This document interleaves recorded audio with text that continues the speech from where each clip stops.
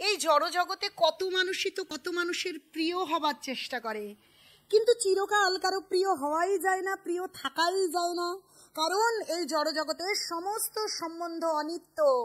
দুদিনের সম্বন্ধ যে কোনো সময় যে কোনো সম্পর্ক কাচের মতন ভেঙে টুকরো টুকরো হয়ে যায়, আর জোড়া লাগানো যায় না।